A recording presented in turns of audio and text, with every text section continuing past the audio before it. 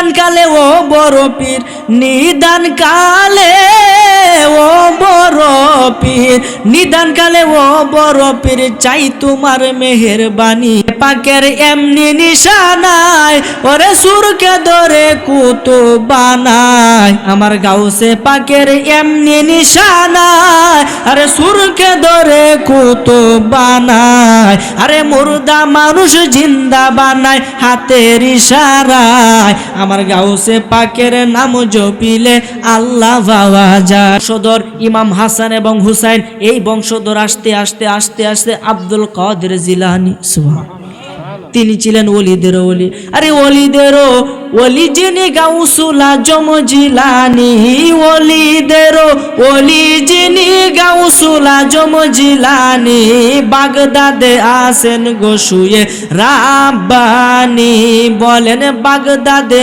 আসেন কুতুবে।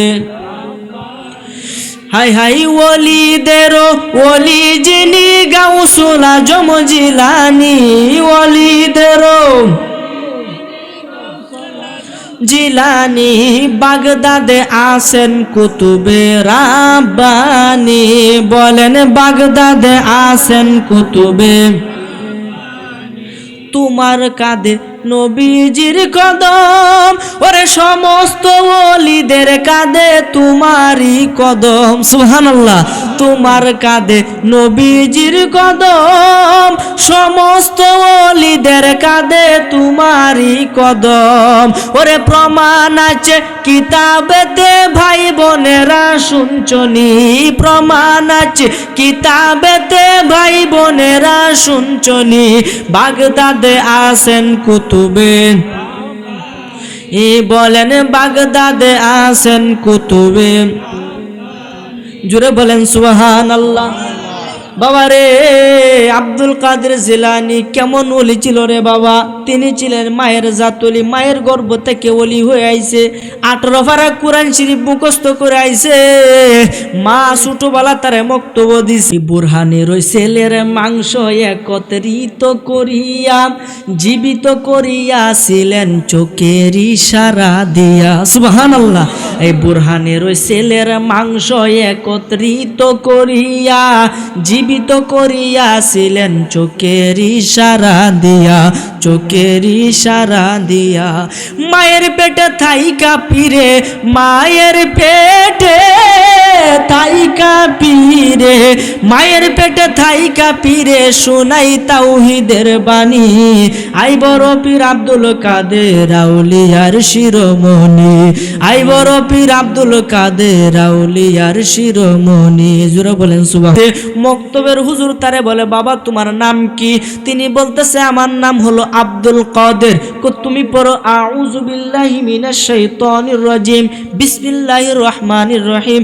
গাউসে পাক আব্দুল কাদের জিলানী কয় আলহামদুলিল্লাহি রাব্বিল আলামিন। কেমন ওলি মারফত, হ্যাঁ? এই হুজুর অবাক হয়েছে, এই বাবা তুমি হুজুর আটকাইয়েন না, আমি পড়তেছি আপনি শুনেন, যদি ভুল হয় আমারে কইয়েন, সুবহানাল্লাহ।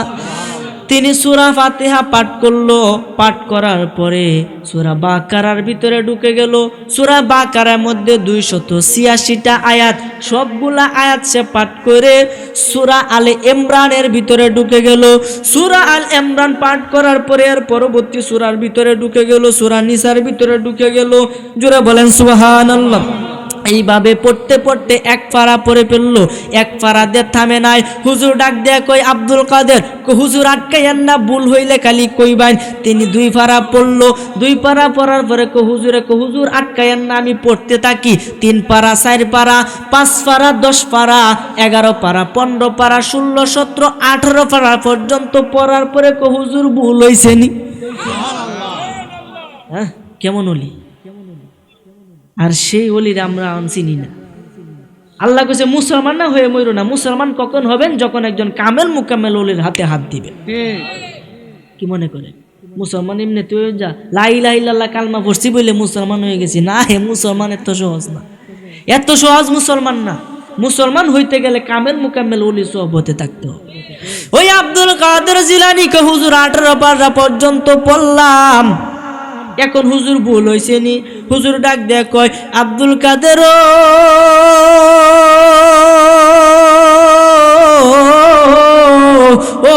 আব্দুল কাদের, ভুল হইব দূরের কথা, একটা মস্ক একটা মদ গুন্না কোনো কিছুর ভুল হয় নাই।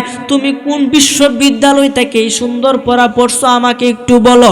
আব্দুল কাদের জিলানী ডাক দেয়া কই, হুজুর আমি কোনো বিশ্ববিদ্যালয়ে পড়ি নাই, আমি কোনো মাদ্রাসাতে পড়ি নাই। আমার সর্বপ্রথম উস্তাদ হলো আমার মা। আমার মা আমাকে গর্ভ রাইকে কোরআন মাজিদ পড়তো, আমার মা আমাকে গর্ভ ধারণ করে কোরআন মাজিদ পড়তো। এমনকি আমি দুনিয়ায় মায়ের গর্ভ থেকে যখন পৃথিবীতে আসলাম, আমার মা ডান স্তন আমার মুখের মধ্যে লাগাইয়া 9 পারা কোরআন শরীফ পড়তো, বাম স্তন মুখের মধ্যে লাগাইয়া 9 পারা কোরআন শরীফ পড়তো। এখন 9 আর 9 মিললে কত হয়? যে 18 পারা কোরআন শরীফ আমি আমার মায়ের কাছ থেকে শুইনে শুইনে মুখস্থ করে ফেললাম। আমরা দেশে ফুলাহন তো হয় ওই মোবাইলটা দেও একটু কার্টুন দেখি, ঠিক না বেটি? এত আসক্তি মোবাইলের প্রতি। ছোট বাচ্চারা মোবাইল দেওয়া থেকে বিরত থাকবে, এতে চোখের উপকার, এতে কি চোখের উপকার। ছোট থেকে যদি আল্লাহর দেওয়া পাওয়ারটা নষ্ট হয়ে পড়ে তাহলে আল্লাহর কোনো দোষ নাই। এই জন্য বাবা অল্প বয়সে চশমা পড়তে, হুজুর আপনি চশমা দিয়েছেন কে রে? বাপ ধরুন বুঝি, আরে না চশমা দিছে এখান দিয়ে মাঝে মধ্যে অনেক ফুক চোখ আছে এদিকে পরে, এটা কোনো পাওয়ার নাই, এটার কোনো পাওয়ার নাই। এটা দিছি কেন? যে ফুক পরে 2-3 মাহফিল আমার এরকম হয়েছে, এরপর থেকে আমি শিক্ষা হয়ে গেছে। এখন যে হানই স্পুন্ডারতে গেলেও ওটুতে গেলেও আমি চশমাটা লাগায় রাখি, কেন? যাতে বালু এবং এই ফুকামাকড় থেকে চোখ হেফাজতে থাকে। বলেন সুবহানাল্লাহ। এই জন্য বাবা একটু ব্রেন কাটায় আমাদের চলতে হবে রে বাবা। দুনিয়ার লীলা খেলা বুঝা বড় দায়। আব্দুল কাদের জিলানী ঘটনা কইতাম নি রে বাবা। যদি ধৈর্য হারা হন তাহলে আমি ছেড়ে দিব, একটু ধৈর্য হারা হবেন না। যখন আব্দুল কাদের জিলানী 18 পারা পড়লো, বলতেছে হুজুর এখন 19 পারায় আমাকে সবক দেন। 19 পারা সবক দিল, পুরা কোরআনের হাফেজ হইল। সুবহানাল্লাহ। পুরা কোরআনের হাফেজ হওয়ার পরে বাড়িতে গেল। বাবার একদিন ছোট্টবেলার ঘটনা, যিনি ছোটবেলায় ঘরের ভিতরে বৈশা বৈশা খেলাধুলা করে, তার বাবা আবু সালে জঙ্গি মুসা পাঞ্জাবি পইরা পাজামা পইরা টুপিটা পরে কোথায় যেন রেডি হইতেছে যাবে। আব্দুল কাদের জিলানী দৌড়ে গিয়ে কই, আব্বা কোথায় যাইবা? আমি তো ইরাকের বড় মসজিদের খতিব, দজলা নদীর পাড়ে যে মসজিদটা, ওই মসজিদের খতিব আমি তো আজকে নামাজ পড়াইতে যাব। আব্বা আজকে কি বার? আজকে তো শুক্রবার। আমি নামাজ পড়াইতে যাব। আব্দুল কাদের জিলানী বলে, আব্বা আমিও তোমার সঙ্গে যাব। ছোট বাচ্চা কি বায়না ধরে না? আছে জোর যে আমার আব্বা আমার লয়ে যাও, কত খুশি শুক্রবারে। বাবা রে আমরা তো বিরক্ত বোধ হই শুক্রবারে ফুলাফান মসজিদে মধ্যে একটু কথাবার্তা কইলে কই কি কই না, মুরব্বীরা কিন্তু বেশি করে কই ফুলাফান করে জ্বালায় আলা। বাবা রে শুধু ফুলাফান যদি মসজিদে কথাবার্তা না হয় তাহলে মনে রাখবেন যে সমাজটা এটা অধপতনের দিকে যাইতেছে। ছোট বাচ্চারা যদি কেউ ঘাট ধরে বাইর করে দেয়, আল্লাহ তারে বেহেশত থেকে বাইর করে দেয়। এই কারণে ছোট বাচ্চা যদি কিচির বিচির করে এটা ভালো, আর যদি কিচির বিচির না করে তো কিয়ামতের আলাম, কিয়ামত হয়ে যাবে। কারণ ছোট বাচ্চারা মসজিদমুখী হচ্ছে না, তারা খারাপের দিকে ধাবিত হইতেছে। এখন যুবকরা খারাপের দিকে ধাবিত হইতেছে, মুরব্বীরা নজর হেফাজত করতে পারে না। এমন একটা যুগের মধ্যে আমরা এসেছি যে ইমান রাখাটা খুব কঠিন হয়ে পড়েছে। কচু পাতার মধ্যে পানি দিলে যেমন লাড়া দিলে পড়ে যা, আমাদের ইমান হলো এরকম। একটু সামান্য কিছু দেখলে নফসের ধোঁকায় পড়ে আমরা এই পাপটা করে ফেলি, কিন্তু একবারও ভাবি না যে উপরওয়ালা তো আমাদের সার্বক্ষণ তার কুদরতি ক্যামেরা দ্বারা ভিডিও করতেছে। আহা, একদিন সব লীলা খেলা আপনার বাহির হইয়া যাবে। কখন কোন জায়গা কোন সময় কোন পোশাকে কি হালে কি পাপটা করেছো এটা তুমি তোমার নিজের চোখে দেখতে পাবে। এই জন্য তোমাকে সাবধান হতে হবে, আল্লাহর দরবারে তোমাকে হিসাব দিতে হবে। এমন তো নয় যে তোমাকে হিসাব দিতে হবে না, তাহলে তুমি পাপ কাম করতা। কিন্তু যেহেতু তোমাকে হিসাব দিতে হবে সেহেতু তোমাকে পাপ কাম থেকে বিরত থাকতে হবে। আল্লাহ যেন আপনি আমাকে সমস্ত পাপ কাম থেকে বিরত থাকার তৌফিক দান করে, বলেন আমিন। বাবা রমজান মাস আগত, এই জন্য বলতেছি আব্দুল কাদের জিলানীর ঘটনা, এটার মধ্যে রমজানের একটা মাহাত্ম্য আছে। বাবার একটু মনোযোগ দেন। আব্দুল কাদের জিলানীর পিতা রেডি হইতেছে, কোথায় যেন যাবে। আব্দুল কাদের বলে, আব্বা আমিও তোমার সঙ্গে যাব, আমাকে নিয়ে যাও। এই কথা যখন বলল তখন তিনি নিষেধ করতেছে। তার মা উম্মুল খায়ের মা ফাতেমা আয়েশা বলতেছে, স্বামী গো আমার ছেলেরে তুমি নিয়ে যাও না কেন? নিয়ে গেলে তো তোমার ছেলে দৃষ্টি ডিস্টার্ব করবে? না ডিস্টার্ব করবে না, ছোট মানুষ অভ্যাস করতে হবে। বাবারে হাদিস মোতাবেক আপনার ছেলের বয়স যদি 7 বছর অথবা 6 বছর হয় তখন তাকে নামাজের ট্রেনিং দিতে হবে।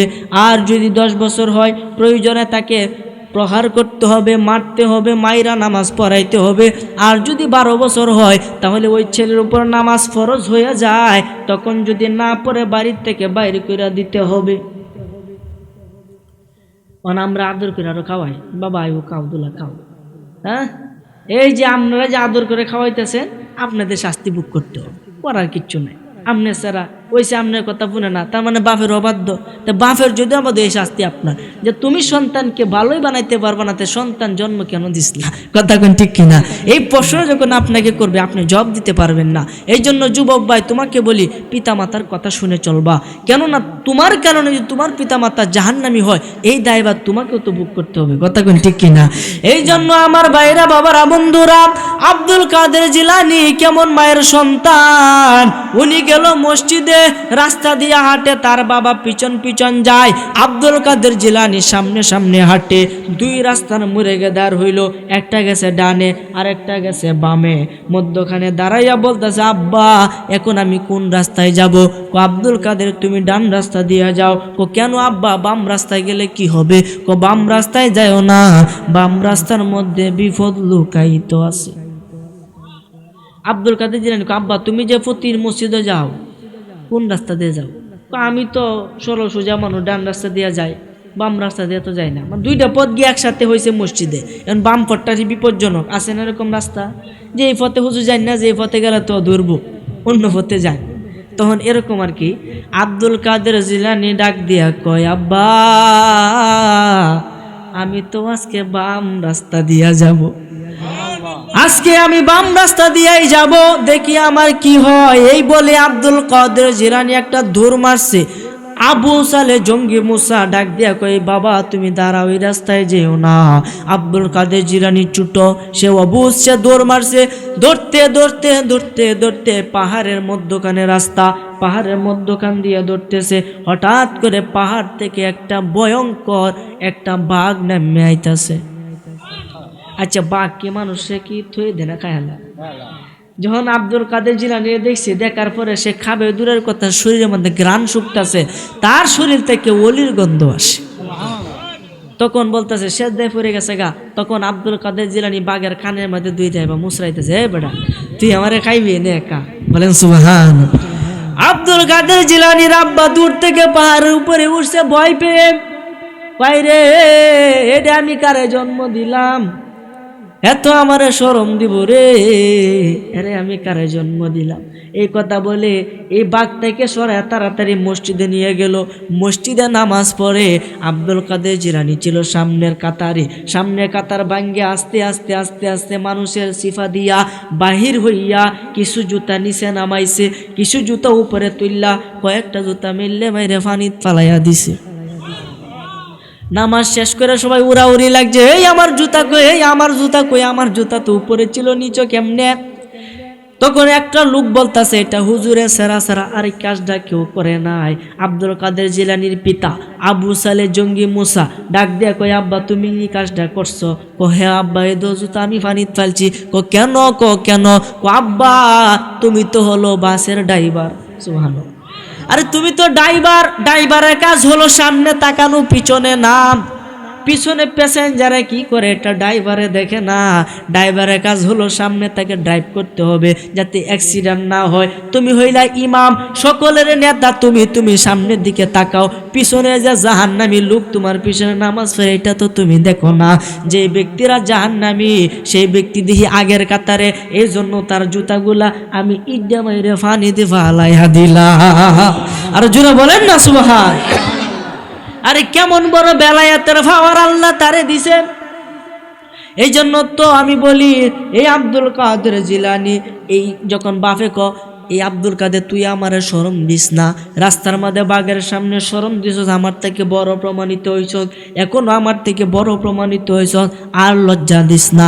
এমন সময় হঠাৎ করে কানের মধ্যে খবর আইলো, ওই আবু সালে জঙ্গি মুসা, তোমার একটা মুসল্লি শুক্রবারে মারা গেছে, মারা যাওয়ার আগে তোমাকে বইলা গেছে তার জানাজা পড়ানোর জন্য তাড়াতাড়ি আসো। আব্দুল কাদের জিলানী কো, আব্বা আমিও জানাজার মধ্যে যাব, আমিও জানাজায় যাব। আবু সালে জঙ্গি মুসা কয়, বাবা তোমারে আমি ভুলেও নিব না, তুমি আমার যে শরম দেও আর নিতে পারবো না। ও আব্বা মেহেরবানি করে নিয়ে যাও। জানাজার মধ্যে নিয়ে গেল, গিয়া দেখে লাশের সামনে একটা ছোট্ট বাচ্চা বৈশা বৈশা কান্নাকাটি করে। আব্দুল কাদের জিলানী সমবয়সী তার কাছে গেছে, গিয়া বলতেছে, ভাই তুমি কেন কান্দ? ছোট বাচ্চা ডাক দিয়ে কয়, আমার বাবা আমাকে না দেখলে তার পেটের ভাত হজম হইতো না। আরে আমার বাবা একদিন আমার না দেখলে আমার বাবা ঘুমাইতো না, সেই বাবা আজকে কত সুন্দরভাবে ঘুমিয়ে আছে, আমি এত ডাকতেছি আমার ডাকে সাড়া দেয় না, এই জন্য আমি কাঁদতেছি, আমার মনে খুব দুঃখ। আব্দুল কাদের জিলানী ডাক দেয়া কই, ভাই তোমার মন কি করলে খুশি হবে? আমার আব্বা যদি একবার আমার নাম বলে ডাক দেয়, আমি ছেলের মন খুশি হইয়া যাবে। আব্দুল কাদের জিলানী দৌড়ে তার বাবার কাছে গেল, গিয়া বলতেছে, আব্বা একটা প্রশ্ন আমি তোমার কাছে করব। আব্দুল কাদের জিলানীর পিতা আবু সালে জঙ্গি মুসা ডাক দেয়া কয়, কি প্রশ্ন করবা? তুমি তো ফেস লাগানির ঘুরি, কয়েকটা প্রশ্ন আমি করাম, যে জানাজা দিয়ে পড়তে আইসো, জানাজা কি জেতা মানছেন না মরা মানছেন? এই রে এখন তো বাপের বিহদ কই রে, কি কইলা বাবা? জানাজা নামাজ তো মরা মানছে রে পরে, জেতা মানছে জানাজা পরে। ও আব্বা তাইলে বাড়ি তাইয়া পড়ো। কো কেন? লোকটা তো মরে নাই। কি কই? লোকটা মরছে না, মানুষ আয়া তারে দেখতাছে, সে চোখ খুলে না, তারে গোসল দিতেছে, সে চোখ খুলে না, তারে কাফন দাফন পরাইতেছে, এরপরেও সে চোখ খুলে না। এখন জানাজার ময়দান হয়েছে, এখন আমি জানাজা পড়ায় তারে লাশ দাফন করা হবে, এরপরেও সে চোখ খুলে না, কথা বলে না। আর তুমি বলতাছ যে সে বিলে মরছে না, এটা তুমি কেমনে কইলা? একটা তাফরি দেম আর একটা তাফরি জাগা তাকতো না, এটা তুই কি কইলে? আব্বা আমার সাথে আয়ো। ছোট বাচ্চা এই লাশের পাশে দাঁড়াইয়া ডান হাতটা এই সামনে রাইকা বলতেছে, কুম্বি ইজনি, ওই মৃত ব্যক্তি, আমি আব্দুল কাদের আদেশ করলাম তুমি উঠে যা। আল্লাহু আকবার বলে, আরো জোরে বলি ইয়া রাসূলুল্লাহ, উচ্চ আওয়াজে বলি ইয়া ওলি আল্লাহ। হ্যাঁ, এই আব্দুল কাদের জিলানী এই কেমন উনি, যার 11টা নাম আছে, 11টা নাম যদি 11 বার কইরা উত্তর দক্ষিণ কোনা কোনে যদি 11টা কাইক দিয়ে আপনি মনোবাঞ্ছনা করেন, আল্লাহ সঙ্গে সঙ্গে পুরা কইরা দিবেন। এই আব্দুল কাদের জিলানী কেমন উনি, সুবহানাল্লাহ। আব্দুল কাদের জিলানী যখন উঠায়া দিল, সবাই তাজ্জব হইয়া দৌড়াদৌড়ি শুরু করলো। হাইরে এটা হুজুরে ভূত না অন্য কিছু, হাইরে এটা হলো আব্দুল কাদের জিলানী, বলেন না সুবহানাল্লাহ। আরে আমার কি আর সাধ্য আছে, আমার কি আর সাধ্য আছে, আরে আমার কি আর সাধ্য আছে গাইতে পীরের জীবনী। আই বড় পীর আব্দুল কাদের আউলিয়ার শিরোমণি, আই বড় পীর আব্দুল কাদের আউলিয়ার শিরোমণি। আমার কি আর সাধ্য আছে, আমার কি আর সাধ্য আছে গাইতে পীরের জীবনী। আই বড় পীর আব্দুল কাদের আউলিয়ার শিরোমণি, আই বড় পীর আব্দুল কাদের। শিশুকালে মাদ্রাসাতে কেরামতি দেখিয়া আলেমগণে বায়াত হইল তোমার হাত ধরিয়া, তোমার হাত ধরিয়া। আরে মরা মানুষ জিন্দা হইল, মরা মানুষ জিন্দা হলো, মরা মানুষ জিন্দা হইল তোমার মধুর ডাক শুনি। আই বড় পীর আব্দুল কাদের আউলিয়ার শিরোমণি, আই বড় পীর আব্দুল কাদের আউলিয়ার। হারুনে কয় বড় পীর রাইকো আমায় নজরে, বাদিয়া রাইকো তোমার তোমার এশকের ডুরে, হাইরে তোমার এশকের ডুরে। জোরে বলেন সুবহানাল্লাহ। বাবা রে, ওই সুরে ডাক দেয়া কই হুজুর আমি তো এতক্ষণ কোনো কিছু দেখতাম না, রাগ এখনো শেষ হয় নাই। তার কপালের মধ্যে এইভাবে 3 মিনিট ধরে রাখছে। 3 মিনিট ধরে রাখার পর্যন্ত 3 মিনিট ধরে রাখার পরে বেলায়েতের নজরে তার দিকে তাকাইছে। 3 মিনিটে পুরা 30 পারা কোরআনের হাফেজ হইয়া গেছে। তখন এ সুরে ডাক দেখো, হুজুর আপনি আমারে যে বিপদ থেকে উদ্ধার করে, পাপের রাস্তা থেকে উদ্ধার করে আমাকে আপনি নেকের রাস্তার মধ্যে আনছেন, 30 পারা কোরআন আমার মাথার মধ্যে ঢুকাই দিয়েছেন। শুধু কোরআন না, আরে কোরআন যদি আপনি চোখকে দেখেন তখন তো ফেস লাগবো, তাহলে অক্ষর দেখবেন। কি দেখবো? অক্ষর। আর যদি অন্তর থেকে দেখেন একটা প্রেম দেখতে পাবেন। আর যদি আপনার ভিতরের কলব দ্বারা আপনার ভিতরের যেই মানে পুরুষত্বটা আছে, যে মনুষ্যত্বটা আছে, ওই দিল দ্বারা দেখেন, তাহলে সরাসরি আল্লাহকে খুঁজে পাবেন। হ্যাঁ, কোরআন এমন একটা গ্রন্থ। আরে আমরা তো নামাজ পড়ি, আরে কেউ শিখিয়া জ্ঞানী হইল। আব্দুর রশিদ লেখছে রে বাবা, কেউ শিখিয়া জ্ঞানী হইল, কেউ শিখিল ভিক্ষা করা, আধ্যাত্মিক ইশারা কোরআন, আধ্যাত্মিক ইশারা। সুবহানাল্লাহ। মুন্সি মৌলানা মৌলবী কোরআন পড়ার পড়ছে দাবি, করলো না গুরুর পাইরবি, অহংকারে ভরা। হায় রে অহংকারে ভরা। জোরে বলেন সুবহান। ছবি না খতম করিয়া মনে করে নেকির পাহাড় কারা, আসলেই তো কিছুই বুঝলো না, যে পড়লো কিছুই বুঝলো না, আর বুঝলো না শুনলো যারা, কোরআনটা আধ্যাত্মিক ইশারা। সুবহানাল্লাহ। কেমন জ্ঞানী, চিন্তা করে। ছবি না খতম করে, কিরে কয় ভাড়া হয়েছি? 30 ভাড়া। কয় ভাড়া বাহি? 2 ভাড়া। সুবহানাল্লাহ। এর নেকের ভাড় বিলে খারা। হ্যাঁ, একটা অক্ষর বললে বিলে 10টা সব হয়। তো শয়তানের নাম লইলে কয়টা সব হয়? একটা হয়। তো শয়তানের নাম কোরআন শিব আছে না নাই? আরে এইদিকে গেলে মাথা ঠিক থাকবে না, ওই দিকে যাব না। ফেরাউনের নাম কোরআনে আছে, নমরুদ আবু লাহাবের নাম কোরআনে আছে, শয়তানের নাম কোরআনে আছে, কিন্তু শয়তান শয়তান জিকির করলে সব হয় না। কোরআন মাজিদে আছে একটা অক্ষরে 10টা নেকি হয়, এইটা কিভাবে সম্ভব? ঠিক না বেটি? একটু চিন্তা করে দেখেন না বাবারে, ওই দিকে যাব না। সূরা ডাক দিয়ে কই, হুজুর আপনি এত বড় বেলায়েতের হওয়ার কই থেকে পাইছেন? আব্দুল কাদের জিলানী ডাক দিয়ে কই, বাবারে এটা পাইছি আমি আমার নবীর কদম মুবারকের দুলা মুবারক থেকে। তে নবীর ক্ষমতা কম না বেশি? তে সেই নবীজি কি আজকে মাহফিলে আছে না নাই? যদি তাকে এখনই দাঁড়ায় সালাম জানাইয়া না